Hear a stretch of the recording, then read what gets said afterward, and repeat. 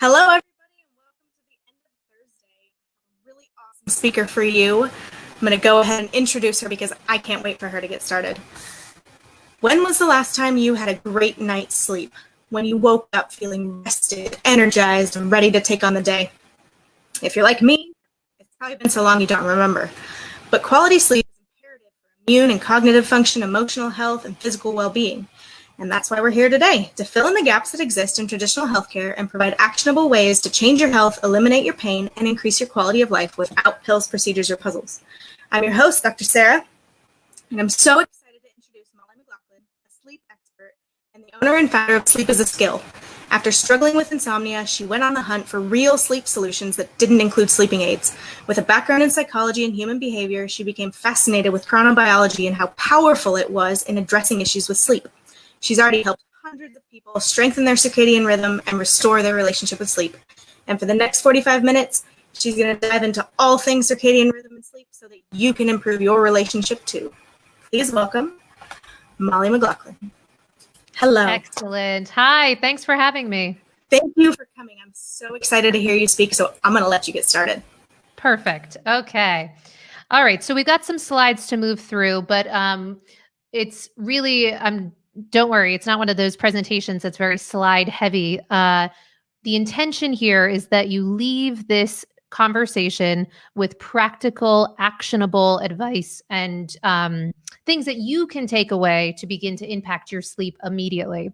So just to give you some context over what we're going to discuss, we're looking to optimize your sleep and in the process, how that can really transform your health, your mood, productivity, all through with Sleep as a Skill. Basically, our outlook is through technology, accountability, and behavioral change to make that transformation without pills, as Sarah mentioned, which is I feel very personal about, and I'll tell you why. So let's hop on over this. So why am I obsessed with sleep? What is this all about?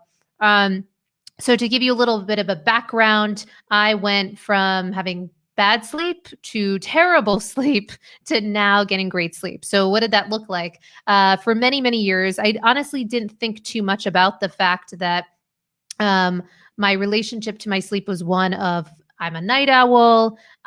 You'll sleep when you're dead. Power through.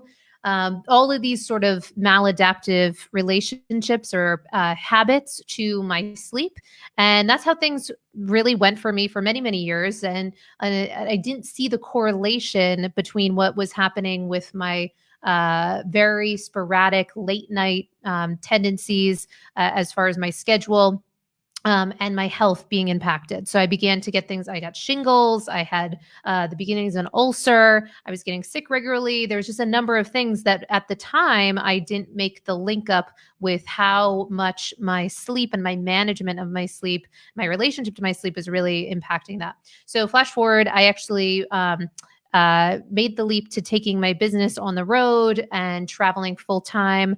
And so left Manhattan, lots of stress there, was burning the candle at both ends, and decided to add in a bit more stress and, basically become a digital nomad. And in that process, adding jet lag into the mix, I experienced my first period of insomnia, which was really a real wake up call in my life because how that ended up looking was this real decision in, am I going to take something that's going to help me, presumably sleep, and yet then be dependent on that thing, all of the health implications that, many of us know around taking sleeping aids and what that would do to even just my sense of identity of someone that would be beholden to something external to do something so presumably natural as sleeping.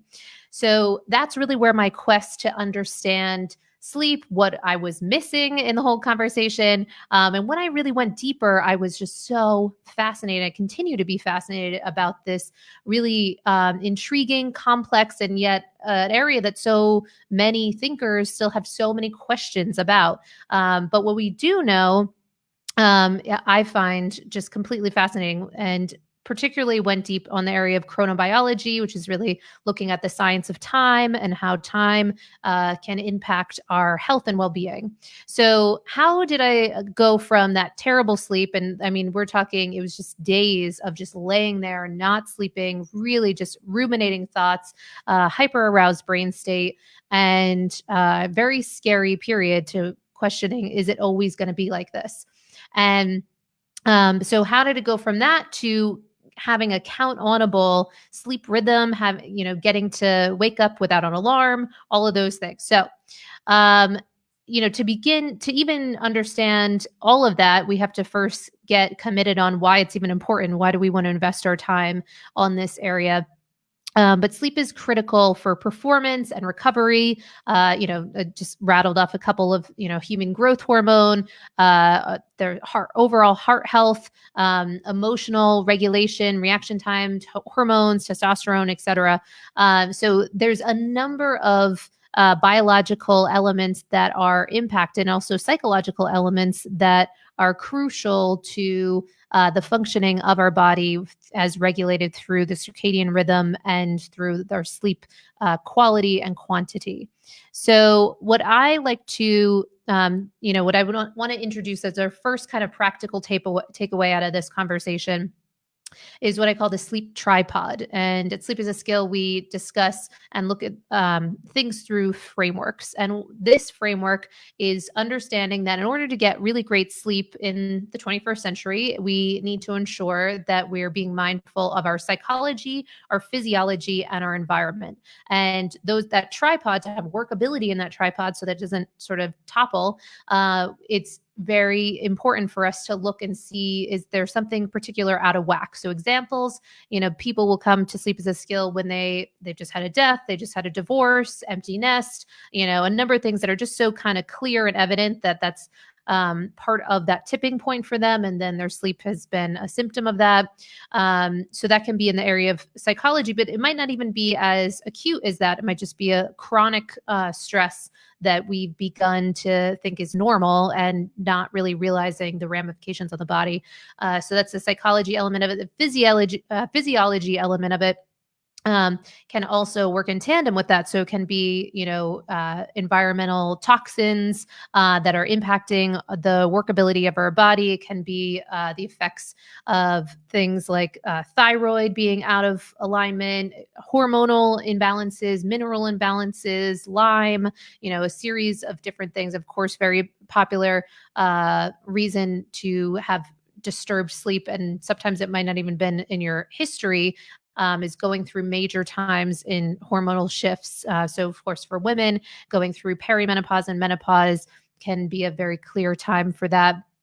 And then environment is something that's really very interesting. And I think so many people in the 21st century might not even be aware of how much their environment is impacting their sleep. And we'll get into that. And that's actually a big focus of Sleep as a Skill, is understanding that there are external cues that are impacting the working and functionality of our body and keeping it all on time.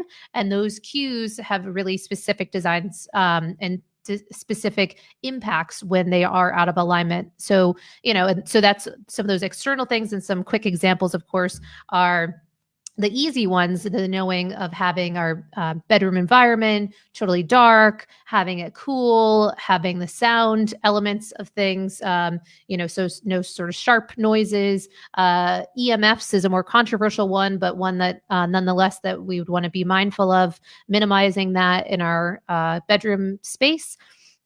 So there's a number of things that we can do for the bedroom space, but I also make the argument that our environment throughout the entire day, and not just me, I mean, from chronobiology in general, but I will be speaking about that quite a lot today, that how our environment is set up throughout the entire day will impact the quality and quantity of our sleep at night.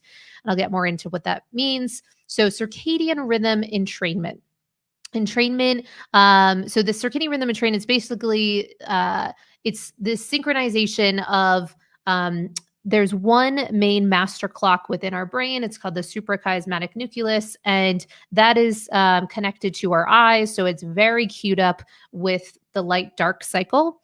And that is one of the main timekeepers, our biological timekeeper. But then also we have to remember that only fairly recently, as far as at least for the mass understanding of it, is that there are little clocks within virtually every single cell in our body, and that our skin has photoreceptors on it. So we're also taking in cues from our environment. So that light and darkness becomes really important when we start to understand that those clocks are looking to understand what they are doing throughout the day. And basically we want to make sure that everything aligns to make that story very clear for them. So I'll get more into detail about what that means. But in order to understand that, we have to understand what the problem is. So now this stat is one that gets thrown around online a lot, but essentially, and this was even before a largely almost global lockdown at any given points and pandemics that we are kind of experiencing now. So before that, we were seeing that the average person is spending around 90% of their time is spent indoors. That was according to the World Health Organization in 2016. I would wager it's probably even higher than that now. So what does that have to do with sleep? Well, if we're looking at kind of creating this really clear denomination between daytime and nighttime, and that your body function is in different ways. Your body temperature changes, your hormones change, the way you process your food adjusts at different points of the day. Now, if we don't have those clear indicators, then we have some problems around the strength of our circadian rhythm. So that's really important to remember. If we go back to hunter-gatherer days, the strength of their circadian rhythm, they had some other problems with their sleep and, fearful of intruders and, all kinds of other things that we do not have to deal with, and in our comfortable beds, air conditioning, all of those things. So there's a give and a take. But as far as the strength of their circadian rhythm, largely being outside, that was certainly in a more beneficial place than what many of us are seeing, that are living more as kind of these indoor zoo animals that many of us are experiencing our life through that lens. And so what is that doing to those cues? So light timing goes down as one of the most important things that we can do to impact our overall circadian rhythm strength. And why do we care about the circadian rhythm strength? Again, circadian rhythm is essentially that over a period of 24 hours, we are functioning within that circadian rhythm. And there's a number of things that are meant to happen on a cyclical and routine and repeatable rhythmic basis over those 24 hours. And if we start throwing things out of whack and we have new stimulus every single day, totally different times that we're eating our food, that we're getting light, that we're getting darkness, blue light intensity, all of those things, that will actually very much confuse that circadian rhythm. So with that, that light timing becomes very important. So if you get nothing out of this conversation, what I want to make really, really clear is the importance of starting your day with a whole hit of external sunlight. So, and I say sunlight because it's full spectrum. It's the most intense hit of lux that is possible for us to get on our own accord. So you want to get right outside first thing in the morning, and that acts as your kind of sunlight anchor. A researcher, Dan Party, actually kind of coined that term of sunlight anchoring, because what that does is when you do that first thing, that pretty much tells your body like, okay, we're doing this. So release the hormones that are in alignment with the beginning of the day. And there's an entire, even if you're just talking about cortisol is meant to really rise in the morning if your biological rhythm is on par, and then it will drop in the evenings and shift over to melatonin.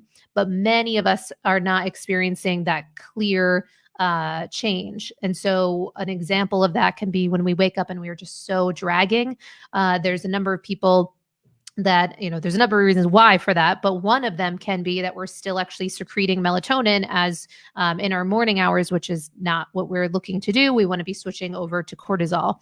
Now that light is going to help support that. So the minute you get that shot of light, and you don't want to be wearing sunglasses, you don't want to be wearing hats, all of that, that's first thing in the morning, around at least 20 to 30 minutes that will kind of orient your body and then let it know to suppress the secretion of melatonin and shift over to cortisol in a positive and favorable way. Because actually, if it's delineated in the amount of that we want to get, that can help almost act as like natural coffee for us and can be really valuable, even though cortisol gets a bad rap.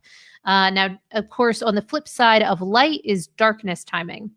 Now, if we don't have that clear ratio for the body where it is so evident that we have gone from an active, light filled, high body temperature day to a cool and dark shift, then the body has difficulties knowing when to shift over to melatonin production. And you have to really begin to carve into your brain for all of us that melatonin is the hormone of darkness. So darkness is one of the biggest indicators for it to know that it's time to secrete it.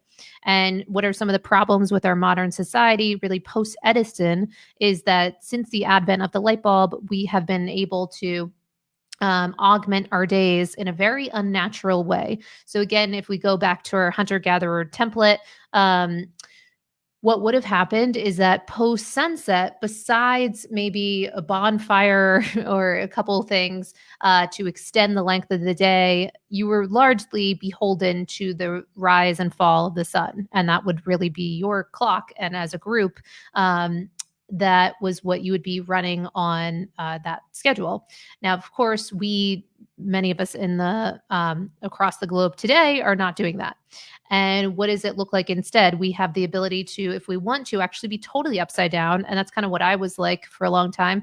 I would wake up late and it would be sort of dark and dim. I wouldn't get outside. And then instead, so darkness kind of in my environment, living in Manhattan, not a lot of sunlight, all of these things. And then come when the sun would set, I turn on all these lights. So it's actually the exact opposite. We're actually living kind of an upside down Q system. So instead, what we want to do is post sunset, switch over to making sure that our whole environment has no real, these LEDs with the intense blue spectrum. That does a lot to really suppress melatonin production. Anything that's going to have a large amount of blue and green in the spectrum, the light spectrum, we don't want to have. Fluorescent is one of the worst offenders of that because it also brings about flicker rates, and that can be a whole mess for even just the calming ability that we're trying to induce. So you want to switch to more red tones. You want to do ultimately what would be great is to do candlelight, fire. I know people push back to that. So if you must, at the very most light, you could do Edison bulbs or incandescent, and those will put off more on the red spectrum. So remembering that, and then the other very important one to test out is these blue blockers. So you can test out blue blockers, glasses that basically have either an amber or red tint. Ideally, you're doing amber post sunset and then moving over to red lenses, within a couple hours before your bedtime. And of course, there's different strategies for different people based on if you're a shift worker, if you have certain considerations, or you have to be cognitively intact at different odd times. But whatever you choose, you want to make it like a lifestyle. So you want to make it as consistently as possible. So you want to pick the times that you're going to be exposing yourself to light, exposing yourself to dark, and then making that just a regular practice for yourself. Okay, so on that circadian rhythm entrainment element of things, we've talked about light, and then the flip side of that is darkness. Now, what's the other area that's so important for circadian rhythm? And that's actually temperature. And so nestled underneath temperature are a number of things that can impact our body temperature. So I'll share those with you in just a minute. But just to know the overarching rubric of the body temperature element of things, we're basically looking at, so there's different charts that you can almost, even Google, that will show the ideal, in a healthy person, the rise and the fall of their body temperature will peak throughout the course of the day. And, when we are moving, we're shaking, we're working out, we're doing all kinds of things, we're active, we're getting that sunlight, and our body temperature is up. And also the environment, if we were living outside a bit more, we would feel the difference in the temperature just be so evident and natural, that the temperature environment around us would be warmer during the day because of the presence of the sun. And then it would go down in the evening. So that for ages was the queuing up for us. And then once the sun would set and it would naturally get cooler and the ground gets cool. And, many, many years ago, we'd pretty much sleep on the ground and put hides on us and almost like our modern day weighted blanket. And that would be the cue for the body. Since we don't have those external cues, instead, what you can do is lower your thermostat, make it a bit cooler in the evening, post sunset, and help train yourself to have that exert all that energy during the daytime so that you are getting hot and you are having that variance. So what are some other interesting things that I certainly didn't know back when I was having all my sleep issues? How the timing of our meals can actually heat up our body, because the digestive process is very taxing on the body, and the transition from the elements around glucose and insulin, all of those can actually heat us up. So another thing that is emerging a bit more, if you want to learn more about this, looking at the circadian code is a great resource with some great research done by Dr. Panda, who has looked at the impact of meal timing on our health and well-being.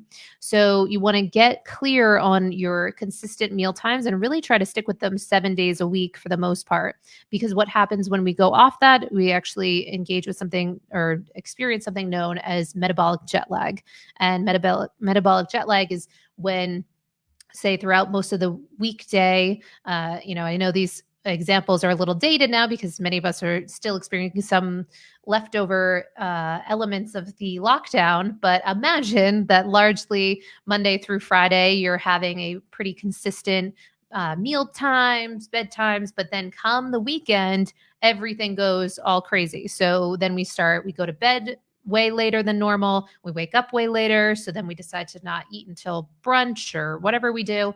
And so that really can be very, very confusing to the body of what it needs to be doing at what given time. So begin to, again, look at this as a lifestyle. And some of this goes into something called circadian rhythm intermittent fasting.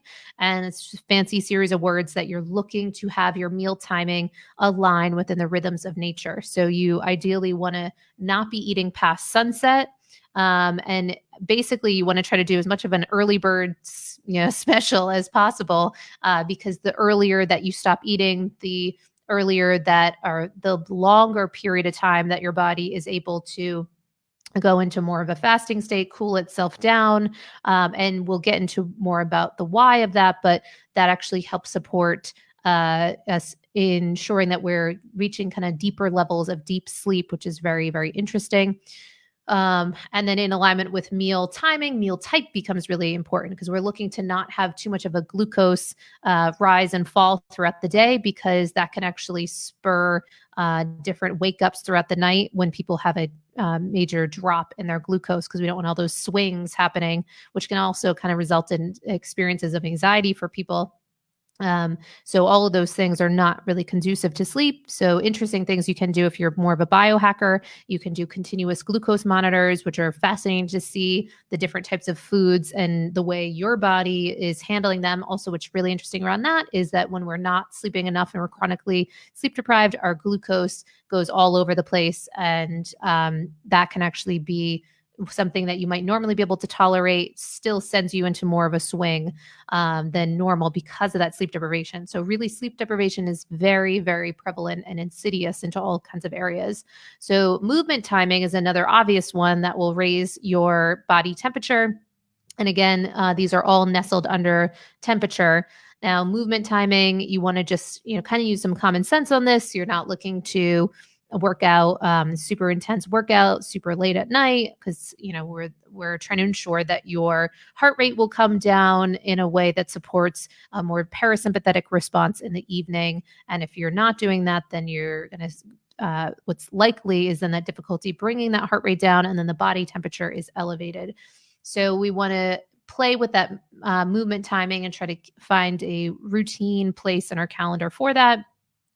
Now, social timing is something interesting that actually is qualified as an external cue to the body that will let us know what we need to be doing and when. So there's an argument that part of the reason why you may have seen all those articles out and about the difficulty for people sleeping with this lockdown, one of many, because of course there's a lot of reasons for people to be anxious dealing with all of that. But in one of the elements is that some of our normal social cues are thrown off and not present. So if you can create a consistent count-onable time that you are connecting with friends, connecting with others, that can help really orient you, ground you, and anchor you as social creatures.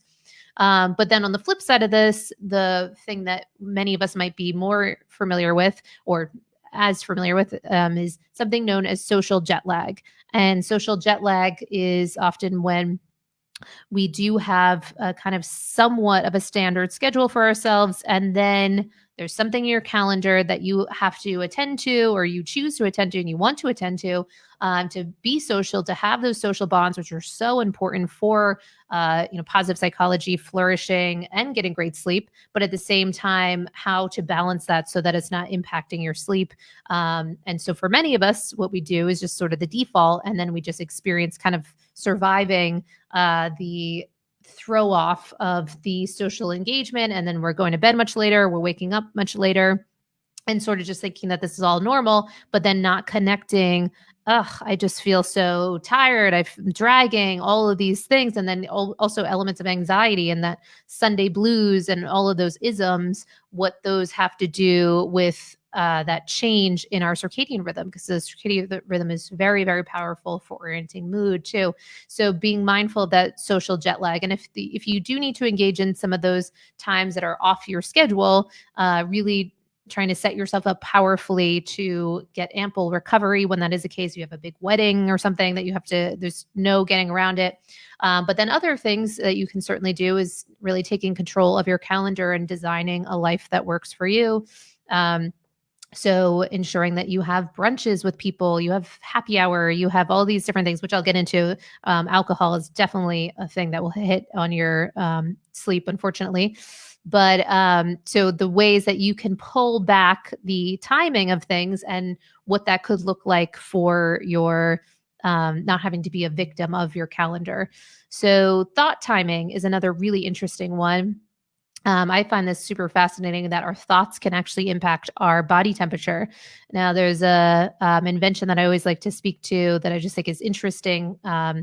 And basically, it's gotten a lot of research or clinical research around it, but it's basically a cooling gadget that goes in the front of your head. So the idea is to cool the prefrontal cortex to deal with hyper aroused brain states, because many people, particularly that are dealing with insomnia, are their brain states, if we hook them up to an EEG, are much more active, than obviously someone that's sleeping, that's for sure. But they are more riled up. And when I was having my sleep difficulties, that was certainly true for me. But what's really fascinating is the power of our thoughts to impact our body temperature and to really get us all riled up and, kind of that red-faced anger, boiling with anger, my blood was boiling, all those things kind of have some legitimacy to it, because that can raise that body temperature, which we're looking to do the exact opposite in the evening. So what does that mean as far as practical application? That means that we're looking to really retrain how we're relating to our daily and overarching stressors. So we want to be putting time in our calendar during the daytime, during the daylight hours, when we can actually do something about these things, make the phone call, send the email, go for whatever, that meeting, anything that you can actually do about it. Because unfortunately, while we're laying in bed, there's not often a whole lot we can do but spin and ruminate. And then of course, some of the simple things, but we might not always practice it. So the reminder can be helpful is just having, piece of paper and pen by your bed and just getting all those thoughts out immediately when they are starting to turn. and toss in spiral. So get those out so that, but also put them into reality of what you're going to do with them. So instead of just putting them down, then say, okay, I'll have that conversation tomorrow at 9 p.m. or 9 a.m. or I'll, this, that, the other, like that meetup that I need to do, that return I need to make, whatever it is, just get it out. But also attach it to an action that you'll take so that we can start to train the brain that it can relax and that we are the type of person that will really be at the source point of taking on our life powerfully. Okay, so if there are only two things to take away from this conversation, let them be this: that light, you want to ensure that you're getting the max amount of sunlight and in the daytime, and that at night you want to have darkness be the thing that's really ruling your evenings. So what does that look like in practicality? We're ensuring that the ratio is so clear. An example is on those times when you've gone to the beach and you go when you have that much of a max hit of sunlight. And so sometimes, depending on where you are on the as it relates to the equator, longitudinal, latitudinal impact of the sun, you're going to get hit with more intense sun depending on that. But wherever you are, it's very likely that you might be getting up to 50,000, 100,000 lux of sunlight throughout a big unobstructed day of sun like that, like a beach day. And so the difference with that versus when you go home, and even if you are hit with some of the blue light that many of us are exposed to, the body is a bit more equipped to handle that because it's had such a clear ratio of that very evident daytime. So you want to make sure you're doing that. I used to only go out with sunglasses. That was like the only way I would go into the outside world. And so now I barely wear sunglasses. The importance of getting it into the eyes and connecting to that suprachiasmatic nucleus is really, really big. And then the darkness, making that, again, that lifestyle. So using the sunset as your trigger point, put on those blue blockers, turn down the lights in your environment. And then, of course, the temperature element of things is going to be really important because what you want to ensure that you're looking at there is during the daytime that our body temperature goes up. So some of the clear hacks that you can make are just turning up your thermostat if you have access to that, if you have the ability to do that during the day. So that's kind of an artificial shift. And again, in the past, we would have been outside, so we would have been sleeping. It's kind of cold. Then the sun rises and that would have warmed us up naturally. And that would have been another cue that it's time to wake up. And by the way, that all impacts the type of sleep stages that we are engaging in, because the first stage of sleep, looking at slow wave sleep, what's happening during that period is when we're often at some of the coolest parts of our body temperature arc. Whereas when we shift over to REM, that's often more in the early morning hours, kind of transitioning into our wake time. So at that point, that's when we are warming up the body more, but also our body environment could impact that as well. So if you have so things like some of the gadgets that have been created are things like the Chili Pad, and they have something called the Ooler. It's one of their newer systems, and that can be set up to a circadian rhythm shift and ensuring that it begins to slowly kind of warm up in those early morning hours, mimicking what it would have been like outside and, in more of a nature environment. So we're trying to, within the confines of the environment that we're in now, using technology to our advantage, because so much of this is a kind of technology and indoor living problem, because really big instances of insomnia. If we look back in history, there wasn't a lot of chatter about something like that as pervasive as we are seeing it be now. And so that really points to the environmental and social changes that we have made. So we're looking to shift out of that. So a couple other things that we want to go more deeply into, so of course, ensure that you are landing that these things are what you're going to take to the bank, right? So make sure you make those changes for yourself, going forward. But then there are some other interesting kind of more biohacker elements of things that we can look into that can help make the more nuanced. So for those of you that might be sleeping kind of ish okay, but you still feel a little run down, that's when we can look into some of these tweaks that can make a difference. And I know a lot of these are tons of behavioral changes that we're discussing. We're discussing changes in when you're getting outside, the times that you're working out, the times that you're seeing people, the times that you're eating, the type of foods that you're eating. And also looking at that kind of original sleep framework, the sleep tripod, we're parsing out if certain things are out of alignment for you. So what you'd want to do from that point is, one, rule out anything that might be lurking. So I don't know if you're the type of person that's always getting those yearly physicals, fantastic. But I know a lot of people are not doing that, but also, and the basic physicals are going to look at, kind of an overall element of our blood panel work. Ideally, we're going a little bit deeper and looking more nuanced at the different hormones that could be out of alignment, our overall gut health, over 90% of the serotonin in our body. That's kind of the going percentage breakdown, but either way, a large amount of the serotonin in our body is created from the gut. So we want to be mindful of things like that. So that's in the physiological element of things. So just rule out any other external elements that could be impacting your sleep. And then in addition to that, we want to look at some of those low hanging fruit. What are some of the really common things that we see time and time again? Of course, alcohol. So if you're not in that alcohol category, you can be really thankful, or your sleep can be really thankful, because alcohol is one of those things that's going to really hit your sleep time and time again. It will help with sleep latency and the ability to fall asleep.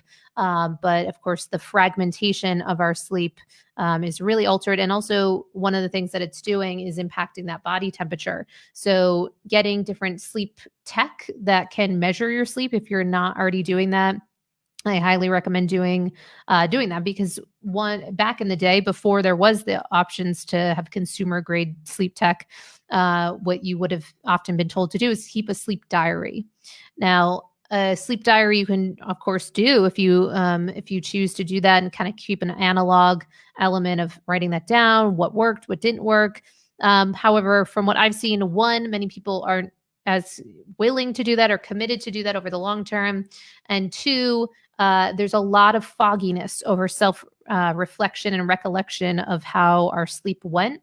So these sleep trackers, while some of them are definitely have things that are lacking in them, like the ability to measure sleep stages, many of the sleep stage readouts that you're getting on these sleep trackers are not great. If they're on the head, it might be a bit of a different story, but there's still questions there. But if they are, on the wrist, on the hand, the sleep staging portion, unfortunately, is just not going to be as robust as if we could get the brain wave readouts. However, they are really fantastic, or tend to be pretty powerful in having a total sleep time duration, logging some different wake ups that you're having, spotting different patterns with that. So the one that I always recommend for people, which I have no affiliation with, is the Aura Ring. So it works really well with me with clients, because I get to see all of their stats wherever they are in the world. And with that, we get to understand fluctuations in your body temperature, because that's one of the metrics played for or read out on the Aura Ring, as well as heart rate, the arc of your heart rate, how that's looking throughout the night. Because we really want to see you be the type of person that's largely having your heart rate have a nice dip gradually throughout the night, reach its lowest point around halfway through the night, and then arcing back up, kind of that hammock shape. But if you aren't experiencing that, there can be other things lurking there, or it can be behavioral based. I can almost guarantee if you eat late, particularly certain types of foods, that you'll see your heart rate take much, much longer to stabilize throughout the night. So getting trackers of that a way to track your sleep more regularly is going to really help. But the other thing that's really helpful with this technology that we have access to on a consumer grade for not too much of an expense as it relates to your overall health and well-being, is that tracking of HRV, so heart rate variability. And that's something that is essentially the readout, or the closest thing that we have available to a readout of our autonomic nervous system. And that gives us a kind of cue on, for us, how much are we hanging out in sympathetic state versus a parasympathetic state. And there's tons of stuff we can do to impact that, because the other thing that you really want to remember out of this conversation is that largely how you're being during the day gets mirrored in the evening. So, what I mean by that is the way that you're breathing throughout the day, the way that you're thinking throughout the day.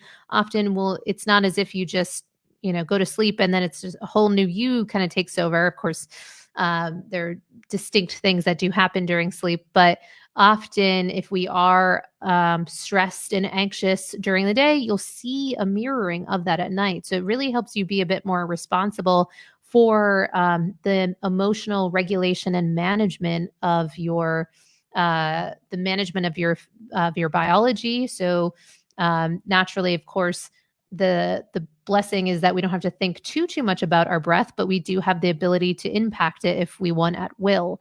So that's something that you can do a lot of training around. And then some other important call outs whenever we're talking about sleep is that there can be things that you'll want to speak with a professional around if you're starting to suspect that you might have things like sleep apnea. And so with sleep apnea, it's very often that you'll be exhibiting signs of snoring or obstructed breathing, or kind of like regular wake ups throughout the night, all of these around the body's attempts at getting oxygen. So those are things that can be a tremendous change for people if they do get a handle on, because there's so much that can be done if that is the case. So really being mindful of that. And another kind of option is something called the Snore Lab. If you or your partner are snoring throughout the night, then you can use that app. It's so you just put it on, and it will basically record the sound in your environment throughout the night, so you can get kind of a percentage breakdown of how much snoring is happening throughout the night, and then look to make impact on that, because we want to, snoring might be kind of just like an unglamorous, almost borderline funny thing, but it actually ends up being really impactful for people's sleep quality, depending on the severity of it, because that's often can be a sign of obstructed breathing. And you don't have to think of it as just for many people, they might think that, oh, well, that's a problem if you're older, if you're more overweight, what have you. That is not necessarily the case. That might be when people has gotten more extreme and then they've had to go to the doctors over it. But all in that lead up, there can be an anatomical kind of problem that is obstructing your breathing. And so there's some kind of interesting things that you can do, even mouth taping for someone that might not actually have sleep apnea, but tends to breathe through the mouth. That's going to impact your respiratory rate throughout your sleep. All of these things, you might be like, oh, well, those are, little details. Why do I care about that? I just want to get to sleep. I just want 8 hours. I just, all of these once. But actually all of these things, if you're doing that throughout the entire course of however many hours you're sleeping, 6, 7, 8, 9 hours, depending on the person, if you are adopting some of these maladaptive traits, your respiratory rate is particularly high, you're having to breathe a lot throughout the night to modulate your breath, then that's going to be very, very tiring for the body to have to deal with. And for some people that are experiencing shortness of breath during that time can be very problematic and actually waking them up. So I know there's a lot of information. around our sleep and what we can do to optimize for that. But essentially, those are some of the overarching things that you can do to make a difference in your sleep. And I hope that that helps provide some insight for people. And of course, if we have, if we want to answer any other questions or what have you, we can do that as well. Thank you so much for being here. That was awesome. Awesome. Yes. I mean, we could go much, much longer. Sleep is so fascinating. There's so much to get into, but those are some of the most, practical elements of this conversation. Yeah, it's amazing to me how much your whole day really influences the quality of your sleep at night. Absolutely. I mean, that's what I think is so empowering too, because for sharing with my story as a more of a type A personality, I can share with you that when I was having difficulty with my sleep, it was so frustrating. And I almost use the example of a Chinese finger trap that I would be forcing it. And I'd just be like, why can't I sleep? Why can't I sleep? Yeah. And the more that you would try to force it, it's like the more stuck you are in that trap. And it's unlikely that you're going to have any freedom around that. So what's powerful, I found, is all of these things that we can do to make a difference during our day when we can actually take those actions, then learning to step into surrender and acceptance in the evening and just actually be at peace during that time when we really are meant to be designed to be at peace. So that can be a real shift in power, that there's so much you can do during the day, but then to let go in the evening. Yeah, it's an awesome analogy. I love it. Awesome. I haven't noticed any questions. If you guys have any questions that come up, you can certainly contact Molly or pop them into the Facebook group and we'll make sure that they get answered and seen. Or if you're watching the replay and you have questions that come up later, same thing, and we'll make sure that everything gets taken care of and you get the answers that you need to get that sleep. Awesome. Yes. It's my favorite conversation that there is, because on the other side of it, it's just so, I can again share with my experience. I never knew that it was possible to have a count-onable ability to wake up feeling rested and refreshed and ready to take on the day. I didn't know that I was so much at the source of that. I thought it was just sort of like let's see, I hope. And that was really how I lived my life. So now knowing undeniably and then even if I get off course, if something, if traveling, if, I participate in some sort, I eat something late, I know what I've done and what I can do to bring that back. And with my clients, it's a really important distinction because we begin to bring such awareness to our life through this lens of improving our sleep. Yeah, that's really interesting. Yeah, it's a really fascinating area. And so, yeah, if there are any of those things that were not sort of addressed in this conversation, certainly reach out because I would be happy to kind of go over those more in depth. Yeah, definitely, you guys, if you have questions, it's a good topic. Absolutely. And so, in addition to that, Sleep is a Skill, my website will have essentially a lot of things that you can do there if you are dealing with difficulties with your sleep. So we have a sleep assessment that you can take that's pretty in depth, and then you'll get an actual person responding back, going over that information with advice or elements, next steps that you can take. We also have regular online training courses called the Sleep Reset, where we go through kind of a guided element of accountability, bring in that technology element of things, and make those behavioral changes in a way that are supported. It was all the things that I wanted when I couldn't sleep and wanted some sort of partnership and community. Just, kind of creating that, making sure that that's available for people that are struggling. That's awesome. Support is so important. Yes, absolutely. And I also do something called, if you couldn't tell in this conversation, I'm pretty obsessive on this topic of sleep. So every Monday I send out what I like to call the most obsessive newsletter on sleep on the planet. And it's just usually chock full of whatever I'm obsessing about in the area of sleep each week. So lots of sleep resources. I'm very big on people being able to experiment right away and start kind of bringing about that quantified mind or quantified self, approach to our health and well-being as it applies to our sleep. Because of course, I'm giving you overarching things, but each person is dealing with a whole customized set of concerns and considerations. So applying that to their life is really important. Yeah, awesome. Thank you so much for being here. That was fantastic. Again, if you guys have questions that come up later, make sure you ask and we'll get them answered. I'm going to say goodbye to you for now. Okay. Thank you again so much. It was so good. Oh, well, thank you. Okay, we'll be in touch, and thank you for having me. I so appreciate it. All right, guys. That's the end of day 4. I hope you got a lot of value from today. It was great for me. I'm super excited to put into action, especially some of those things that Molly talked about, because sleep has been one of my greatest challenges for so long. And I used to sleep really well, and I don't sleep so well anymore, so I'm really excited to make some changes. And I will see you guys bright and early tomorrow morning. Have a good night.